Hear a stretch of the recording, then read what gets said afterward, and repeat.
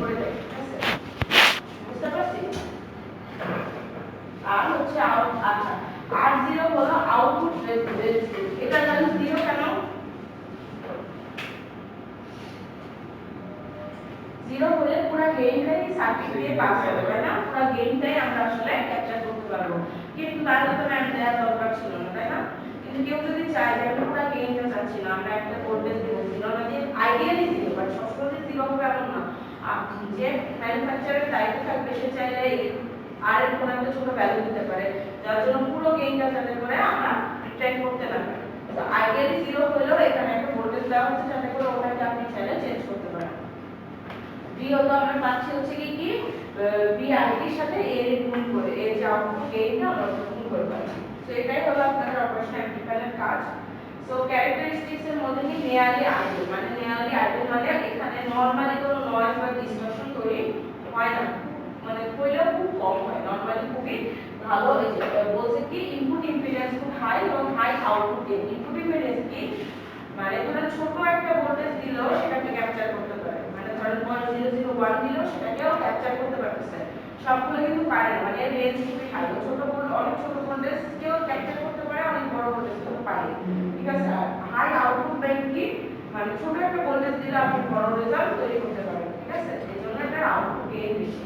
আচ্ছা, অপারেন্স modular voltage control voltage source মানে কি ভোল্টেজ দিয়ে আপনি আসলে ভোল্টেজ মানে আপনি যে গেইনটা আপনি পজিটিভ নেগেটিভ দিতে দিচ্ছেন, এটাও যে প্লাস দিয়ে মাইনাস দিয়ে দেওয়ার জন্য একটা আপনার ভোল্টেজ ডিফারেন্স তৈরি হবে। তো এটাই বলছে যে এটা দ্বারা ভোল্টেজ দ্বারাই আপনি কন্ট্রোল করতে পারবেন, ঠিক আছে? Are very low output impedance মানে কি আউটপুটে যদি ছোট একটা চেঞ্জ হয় সেটা আপনি আসলে নাল করে দেন, মানে ধরেন আপনি যে ইনপুট দিয়েছেন ইনপুটের জন্য একটু নয়েজ আসলো, ওই জন্য আইডিয়াল বলছে যে ধরেন হালকা একটু নয়েজের জন্য সিগন্যালটা একটু চেঞ্জ হলো, ওই নয়েজটাকে নাল করে দেবো, ওই নয়েজটাকেও কনসিডার করে না। এই জন্য বলছে কি লো আউটপুট ইম্পিডেন্স অনেক বেশি ছোট একটা চেঞ্জকে ও ধরে না, ও জাস্ট ওটাকে ইগনোর করে যায়। আচ্ছা, অপ অ্যাম্প এর পারপাস অফ ম্যাথমেটিক্যাল অপারেশন, এইটার জন্য মেইনলি অপ অ্যাম্পের সবচেয়ে বেশি ইউজ হয় যে অপ অ্যাম্প দিয়ে আপনি বিভিন্ন ম্যাথমেটিক্যাল অপারেশন করতে পারেন, ঠিক আছে? তো দুইটা বেসিক কনফিগারেশন আছে, একটা হলো ইনভার্টিং একটা নন ইনভার্টিং। সো ইনভার্টিং টা দেখেন, ইনভার্টিং এর ক্ষেত্রে আমরা মাইনাসে একটা ভোল্টেজ দিচ্ছি কি ভিইন, ঠিক আছে? আর কি করতেছি এটা হলো রেফারেন্স ভোল্টেজ, যেটা অলওয়েজ থাকে, এটা না বলি, এটা হচ্ছে কি জাস্ট হচ্ছে আপনার একটা কারেন্ট ইনপুট ভোল্টেজ একটা নির্দিষ্ট অংশ এই যে এইখান থেকে ব্যাক এসে এই দিকে আসে, ঠিক আছে? এইখান থেকে কিন্তু যায়, এটা কিন্তু যায় না, এইখান থেকে এদিকে আসে। আই যেহেতু এদিকে যাচ্ছে তাহলে ভোল্টেজ কি যায় তার উল্টো দিকে না, রাইট? বুঝতে পারছি? তো এদিকে থেকে একটা ভোল্টেজ আছে, ওটাই আসলে বারবার আসে বলেই আসলে আমাদের গেইনটা তৈরি হয়, বুঝতে পারছি? যে ইনপুট ভোল্টেজ যেটা দিচ্ছি আউটপুটে ছোট্ট একটা ভোল্টেজ তৈরি হয়ে ওটা লুপ আকারে আবার রিট্রাইভ করে আবার ঢুকে যায়। তো একই সিগন্যালের কিছু একটা পার্ট পুরাটা যায় না, অল্প করে যাইতে যায় বলে আসলে আমরা গেইনটা পাই। আচ্ছা, তো ইনভার্টিং এর ক্ষেত্রে আমরা মাইনাসে দিব, আর নন ইনভার্টিং এর ক্ষেত্রে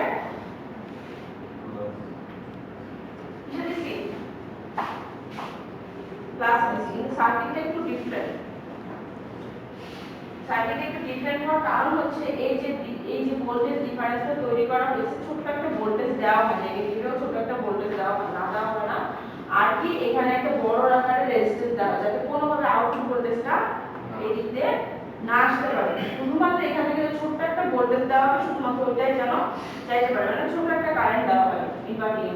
আগেরবার ইনভার্টিং এর ক্ষেত্রে নন ইনভার্টিং সাইডে কিছুই ছিল না, বাট এখানে নন ইনভার্টিং এ একটা ছোট কারেন্ট দেওয়া হয়, ঠিক আছে? যাতে করে এই দিক দিয়ে চলে যেতে পারে আর এই দিক থেকে আমরা আসলে ভোল্টেজ ডিফারেন্সটা ক্যাপচার করি, ঠিক আছে? আচ্ছা, ইউজেস এখানে আমরা দেখব এগুলা, সেগুলো আপনাদের মনে রাখতে পারেন। ভার্চুয়াল গ্রাউন্ড কি বলছে? ভার্চুয়াল গ্রাউন্ডটা হলো এই যে দেখেন এই লাইনটা আসলে কি কোনো ভ্যালু আছে? ওটা জাস্ট দেওয়া হয়েছে কেন, যাতে ওই উপরের আর V1 আর এটা আসলে 0, কিন্তু আমরা আসলে একটা ভোল্টেজ জেনারেট করতে হলে আমাদের তো দুই সাইডে ডিফারেন্স তৈরি করতে হবে, তাই না? তো এই ডিফারেন্সটা তৈরি করতেছে এটা 0 আর এটাকে ডিফারেন্স তৈরি করতেছে, ওটা থেকে এটা ডিফারেন্স তৈরি করতেছে, এইজন্য এটাকে বলা হলো ভার্চুয়াল গ্রাউন্ড, ঠিক আছে? আর এই যে দেখেন এইখানটাকে এটাকে বলা হলো সামিং পয়েন্ট, কেন করতেছে? এইটা থেকে আসতেছে আর ইনপুট থেকেও একটা ভোল্টেজ যে একসাথে করে এদিকে যাচ্ছে, এইজন্য এটাকে বলে সামিং পয়েন্ট, বুঝতে পারছি? এই দুটো জিনিস হলো আপনার কি বলে, অনেক সময় ভার্চুয়াল গ্রাউন্ড থাকে না, বাট সামিং পয়েন্টটা নরমালি সবকিছুতে থাকে। এটাকে বলে, এই যে ব্যাক যাচ্ছে এটাকে বলে কি ফিডব্যাক পার্ট, দেওয়া আছে দেখেন লেখা, যে একটু কারেন্ট ব্যাক যাচ্ছে মানে একটু ভোল্টেজ ব্যাক যাচ্ছে, এটাকে বলে হচ্ছে আমার ফিডব্যাক পার্ট। ঠিক আছে, পরেরগুলো আসলে আমার কিছু বলার নাই। এখানে হচ্ছে নেগেটিভ স্কেলিং করতে বোঝায় চেঞ্জ করে দেয় সিগন্যালটাকে, পজিটিভ দেখেন ওটা ছিল কিভাবে এই দিকে, আর এটা উল্টা দিকে। এই সিগন্যাল এগুলো আমি জাস্ট পরীক্ষাতে বলছি সার্কিটটাকে, আপনাদের সার্কিটটাকে মেকানিজম আপনাদের দরকার নেই, ঠিক আছে, কারণ এগুলো আপনারা মোটামুটি পড়ে আসছে। আচ্ছা, সো নেগেটিভ স্কেলার কি করতেছে, মানে এক কথায় চেঞ্জ করে দিচ্ছে, যেটা আছে তাকে চেঞ্জ করে দিচ্ছে। আর পজিটিভ স্কেলারে কোনো চেঞ্জ হয় না, বাট পজিটিভ স্কেলারে যদি আপনি চান অ্যামপ্লিফাই করতে পারেন। কি বলছি, পজিটিভ স্কেলারে আপনার কোনো চেঞ্জ হয় না, বাট আপনি চাইলে ওই যে অ্যামপ্লিফাই করে দিতে পারেন সিগন্যালটাকে। সেটা কিসের উপর ডিপেন্ড করবে বলেন তো? ওই যে আর রেফারেন্সের ভ্যালু কত কম বা বেশি। আর রেফারেন্স যদি কম দেন তাহলে বেশি ভোল্টেজ ব্যাক আসবে, ফিডব্যাক ভোল্টেজ, তাহলে কি আপনার গেইনটা বেশি হবে। কিন্তু যদি আপনি আর এর ভ্যালু বাড়ায় দেন তাহলে আপনার গেইনটা কম হবে। সেটা আপনি কন্ট্রোল করতে পারেন যে আমি কতটুকু অ্যামপ্লিফাই করতে চাচ্ছি, বুঝতে পারছি? এরপর হলো অ্যাডার হলো যে তিনটা ভোল্টেজকে যোগ করতেছে, V1 V2 V3, ঠিক আছে, তিনটা ভোল্টেজকে তিনটা রেফারেন্স রেজিস্টারের মাধ্যমে আপনি পাঠানো হচ্ছে, আর সরি রেজিস্টার বলতেছি, হ্যাঁ রেজিস্টার, তিনটা রেজিস্টারের মধ্যে পাঠানো হচ্ছে, এটা আসলে যোগ করতেছে। এখানে এটা এই পজিশনে আসে সবগুলা একসাথে হয়ে মেইনলি V এ যায়, ওখান থেকে আমরা যে আউটপুট ভোল্টেজটা পাই ওটা যোগ করছি। আর এগুলোর ফাইলগুলো দেওয়া আছে ইকুয়েশনগুলোর সামনে। আর সাবট্রাক্ট হলো V1 V2, ঠিক আছে, যোগ করে বিয়োগ করে, বুঝি তো? আচ্ছা বলেন তো, এখানে যদি আমি তিনটা জায়গাতে চারটা রাখতে চাই, রাখতে পারবো না? যতগুলো চাই যোগ করতে পারবো, ঠিক আছে। আচ্ছা, এরপর হলো ইন্টিগ্রেশন আর কিছু হয় না, এখানে এই যে ফিডব্যাক পাবে রেজিস্টারের জায়গা থেকে ক্যাপাসিটর, আর ডিফারেন্সিয়েশনে থাকে উল্টা, ডিফারেন্সিয়েশনে ফিডব্যাক পাবে এখানে থাকে রেজিস্টার, আর R1 এর থেকে জায়গায় ক্যাপাসিটর, ঠিক আছে, জাস্ট এইটুকু ডিফারেন্স। কি হচ্ছে ওখানে রেজিস্টার ক্যাপাসিটর, আর এটার ক্ষেত্রে ক্যাপাসিটর তারপর রেজিস্টার। সেইখানে দেখেন উদাহরণগুলো দেওয়া আছে, ভোল্টেজ কম্পারেটর, আপনারা এটা ফলো নাও করতে পারেন, আমি এগুলো মানে কোনো ম্যাথ দিব না, আমি জাস্ট দিব হচ্ছে গিয়ে ঠিক আছে, আমি দিব না, বাট এখানে সব ইকুয়েশন দেওয়া আছে, দেখেন নন ইনভার্টিং এর ইকুয়েশন দেওয়া আছে, ইনভার্টিং এর ইকুয়েশন দেওয়া আছে, তারপরে হচ্ছে এই পাশে সামিং অ্যামপ্লিফায়ার ইকুয়েশন দেওয়া আছে, তারপরে এটা হলো সামিং অ্যামপ্লিফায়ার ইকুয়েশন V1 তো V1 এর থেকে পাবো, আর কি রেফারেন্স ভোল্টেজ, আর R1 হচ্ছে কি যেটা আমরা V1 এর সাথে দিচ্ছি। এভাবে যতগুলো দিবেন ততগুলোর জন্য আসবে। আর ডিফারেন্সিয়াল এটা আলাদা, ঠিক আছে, এটা কিন্তু ডিফারেন্সিয়াল লেখা, বাট এটা আসলে সাবট্রাক্টের যে কোডটা সেটা, এটা কিন্তু সাবট্রাক্ট, দেখেন V2 V1, এটা একটু ভুল আছে স্লাইডে, এটা হলো পিডিএফ থেকে না, তো পিডিএফটা আসলে আমি এডিট করতে পারতেছিলাম না। এটা ডিফারেন্সিয়েশন না, অনেক সময় ডিফারেন্সিয়াল দিলে ওটা আসবে, ঠিক আছে, ওটা হচ্ছে সাবট্রাক্টিং এর সার্কিট, দেখেন সাবট্রাক্ট করছে V2 V1, এটা হলো ইন্টিগ্রেশন, এটা হলো ডিফারেন্সিয়েশন, ঠিক আছে, এটা মনে রাখবেন। তো এটা হলো তারপরে ভোল্টেজ টু কারেন্ট, আপনি চাইলে ভোল্টেজ থেকে কারেন্ট জেনারেট করতে পারেন, এটা একটা সার্কিট, আর কারেন্ট টু ভোল্টেজ, ওটা ভোল্টেজ টু কারেন্ট এটা। তো এটা হলো আপনাদের, তো আমরা অটোমেটিক শুরু করব, শেষ করব না, শুরু করব। এইটুকু কি বুঝছি মানে অটোমেটিক কাজটা?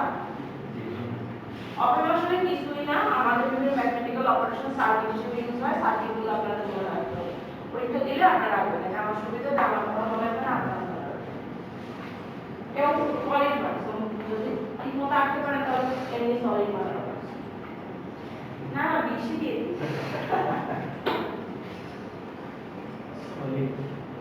এবার কোশ্চেন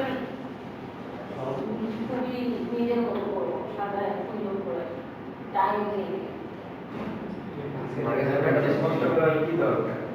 না না কোশ্চেন কমে যাবে না, এবার কোশ্চেন চেঞ্জ হবে, এবার কোশ্চেন আমি যেভাবে কোশ্চেন করে কোশ্চেন করব সহজ করব, যাতে আমাদের তো কষ্ট কম হয়, থিওরি কম আছে, কোনো ম্যাথ দিয়ে এটা বানায় ম্যাথ দেব জানো আপনাদের তো ম্যাথের যে মিলে ছিল ওটা তো আপনারা ফাইনালে আনসার এখন তো ফাইনালে ম্যাথের অভাব নেই সবই ম্যাথ আবার এদের কম্পিউটার में ম্যাথ দিয়ে যাইতেছে এই যে আপনাদের সবচেয়ে কমটা না থিওরি দিলে বলেন ম্যাথ দেয় না কেন ম্যাথ দিলে বলেন থিওরি দেয় না কেন থিওরি যা আপনি যা বলছেন তাই ও আপনার সাথে কথা ছিল আপনি নাকি টিচার রিসার্চ করবেন আমার জুনিয়র আছে ইমেল ওনার কাছে করতে পারবো আমরা রিসার্চ করি বলছিল আর ওনার তো কি করছে ওনাকে বলতে পারবো নেক্সটবারই আমি এটা নিচ্ছি কেন উদাহরণ আমাদের কি মানে থিসিস আপনাদের উদাহরণ এটা কোন টাইপের কথা আমি আপনাদের নেক্সট ইয়ার আচ্ছা অক্টোকাপলারের আমরা আগের দিনে যদি ফিগারটা দেখি তাহলে অক্টোকাপলারের একটু ধারণা পাবেন আগের দিন ঠিক না এখানে একটা ছবি ছিল এখানে অক্টোকাপলারের কথা ছিল কি অক্টোকাপলার তাহলে আসলে কি করতেছে বলেন তো কি এটা একটা ইনপুট ডিভাইস একটু বলতে অসুবিধা হয় ইনপুট ডিভাইস থেকে এই অক্টোকাপলার হয়ে আসলে আইও করতে যাচ্ছে তো এই যে যেমন এডিসি কি ছিল আমরা যে ইনপুটটা যে জিনিসটা দিচ্ছিলাম ওটাকে আসলে কি করতেছিল ডিজিটাল সিগন্যালে পরিণত করতেছিল তাই না অক্টোকাপলার অনেকটা এইভাবেই কাজ করে এই জন্য অক্টোকাপলার হচ্ছে একটা ইনপুট ডিভাইস পোর্ট বা একটা ডিভাইস যেটা আসলে মানে ইনপুট ডিভাইসকে হেল্প করে ঠিক আছে তো আমরা বলছিলাম যে এখানে যতগুলো জিনিস দেখতেছেন এগুলো আমরা আসলে করব সামনে সামনে তো অক্টোকাপলার হলো একটা আইসোলেটর এক কথা বলছি যে আইসোলেটর এখানে আসলে সুবিধা কি হয় বলি এখানে সুবিধা হয় কি একটা আপনার একটা জায়গা থেকে আরেকটা সিগন্যাল থেকে যাবে বা ডাইরেক্ট ওয়্যার কানেকশন না আমরা যদি যেগুলো দেখছি বা যাই দেখি না কেন নরমালি আমরা কোনো কিছুর সাথে কোনো কিছু কানেক্ট করতে হলে কি তার দিয়ে ডাইরেক্ট কানেকশন দিয়ে দিই না তো যদি ধরেন একটা ভোল্টেজ আর্ডিনো ভোল্টেজ 5 ভোল্ট এখন তার সাথে যদি আপনি একটা এলইডি বাল্ব 20 বাল্বের উপর ডাইরেক্ট কানেকশন দেন তাহলে কি হবে আর্ডিনো নষ্ট হয়ে যাবে না দেখা গেল আপনার পিসি পর্যন্ত যায় পিসি নষ্ট করে দিতে পারে কিন্তু আপনি চাচ্ছেন কি কোনোভাবে আমরা আর্ডিনো দিয়েছি আমাদের নরমাল পিসি মানে নরমালি যে নরমাল বাল্ব এগুলো কন্ট্রোল করতে চাই তাহলে কিভাবে করব এটা তো পসিবল না সেই ক্ষেত্রে আসলে এইসব ক্ষেত্রে আমরা দুইটা জিনিস ইউজ করি এক অনেক অক্টোকাপলার অথবা রিলে এখন রিলেটা বেশি ইউজ হয় অবশ্যই কিন্তু অক্টোকাপলার হচ্ছে আপনার ক্ষতি বা নষ্ট হওয়ার সম্ভাবনা কম থাকে রিলে ইজিলি বাস্ট হয়ে যেতে পারে করে বাস্ট হয় রিলে ল্যাবে দেখাবো ল্যাবে আমি জাস্ট একটা গ্রুপকে দেখাবো মানে সবাইকে একটা জায়গায় নিয়ে দেখাবো আর কারণ ওটা যদি রিয়েলে দেখতে চাই দেখা যাবে বেশি গরম হলে বাস্ট হয়ে যাবে নষ্ট হয়ে যেতে পারে তো রিলে আসলে সিকিউর না কারণ অক্টোকাপলার অনেক বেশি সিকিউর তো আসলে কি বলছে আমরা একটু দেখি যে থিওরিটিক্যাল আছে হ্যাঁ তো অক্টোকাপলার কি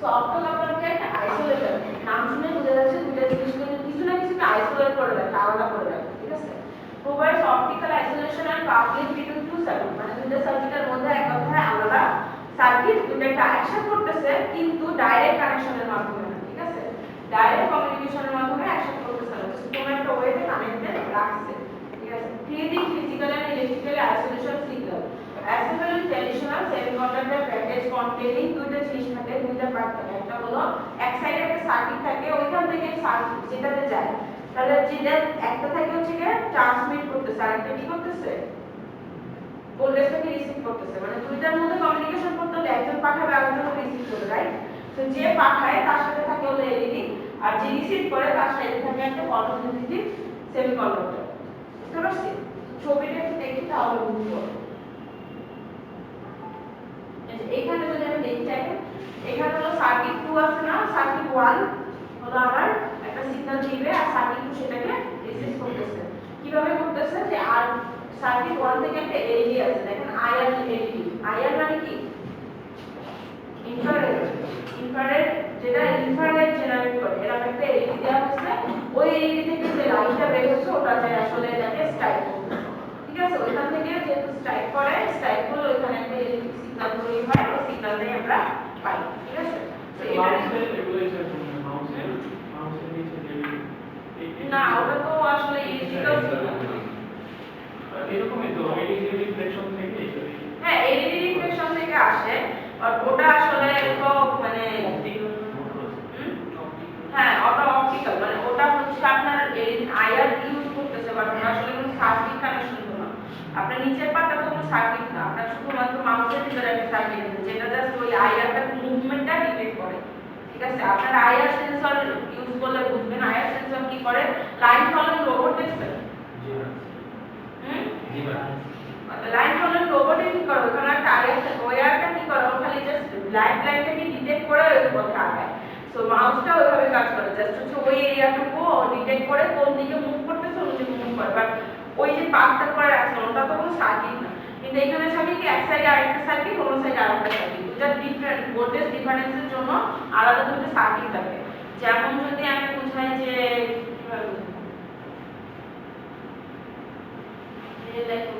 সুইচ কিভাবে কাজ করে, সুইচ আসলে কি করে, যখন আপনি সুইচ অন করেন তখন আসলে কি সার্কিটটা ওপেনটা ক্লোজ হয়ে যায় না, আর কি যখন আপনি বন্ধ করেন তখন ক্লোজ সার্কিটটা ওপেন হয়ে যায়, এরকম হয় না? সেখানে যে কানেকশনটা সুইচ কি করে ডাইরেক্টলি কানেক্ট করে দিচ্ছে, ঠিক আছে? কিন্তু এখানে ডাইরেক্ট কানেকশনটা হয় না, এখানে হচ্ছে গিয়ে আলাদা থাকে কিছু, জাস্ট এই যে ভিতরে ফাঁকা জায়গা, এখানে থাকে বাতাস বা এয়ার থেকে, এয়ার দিয়ে জাস্ট হচ্ছে কি এই আইআরটা কোনভাবে যখন আপনি লাইট জ্বালাবেন, এখানে একটা লাইট আছে, লাইট থেকে কি যে আসলে কি লাইটের থেকে যেটা তৈরি হয় লাইট ওয়েভ না একটা, ওই ওয়েভটা কি হয় বাতাসে ছড়িয়ে পড়ে বলে কিন্তু আমরা দেখতে পাই, আমরা কিন্তু আসলে লাইট দেখতে পাই, মানে ওই এনার্জিটা বাতাসে ছড়ায় পড়তেছে, তাই না? তো ওই আইআরটা যখন ছড়ায় পড়ে ওটা যায় সুন্দর মতো এখানে স্ট্রাইক করে, এটা হচ্ছে কি ফটো সেনসিটিভ, মানে কি যেটা লাইটের জন্য সেনসিটিভ, বুঝতে পারছেন? ফটো সেনসিটিভ বলতে বোঝাচ্ছে যেটা লাইটের জন্য এক্সাইটেড, হ্যাঁ লাইটের জন্য যেটা এক্সাইটেড হয়, এক্সাইটেড হলে কি করে, সে যখন একটা এক্সাইটমেন্ট তৈরি হয় তখন ও আসলে একটা ম্যাগনেট তৈরি করে, ওখানে ভোল্টেজ কানেকশন তৈরি করে দেয়, ঠিক আছে? সেটা নিয়ে আমরা বিস্তারিত নেক্সট ভিডিও দেখব। আচ্ছা, কে জানো সিজি নিয়ে আমার সাথে মিটে ডিভাইস বলছিল না আমাকে, এখন আসছে ক্লাসে, কি যেন জানলাম তো তোমাকে, এখন বললে তো হবে না, আপনাদের কি মানে কি বুঝলাম না, এতদিন পরে এসে আমাকে বলতেছেন, এখন আমি যখন ওনারা থেকে কথা জিজ্ঞেস করছি তখন আমাকে বলতেছেন, আমি তো এখন লিখি বলো, আপনি আমার কাছে জানান নেই কেন, ক্লাস কোশ্চেনের মধ্যে কি হয়েছিল, তাহলে সেটা আমাকে মেইল করতেন, এখন আমি ওনারা থেকে কথা জিজ্ঞেস করছি এখন এসে বলতেছেন, আপনার কথা নিতে পারবো না, কিন্তু জানো জানলা তো নাকি নাকি বললাম আমার সাথে দেখা করতে, কিন্তু ক্লাসও করে না, ঠিক মতো যে আমি পরীক্ষা দিতে যাচ্ছি। আচ্ছা, যদি উনি দেয় তাহলে আপনারা নিব, উনি আমার সাথে যোগাযোগ করুক, আপনি আমার সাথে মেইল করে রাখবেন।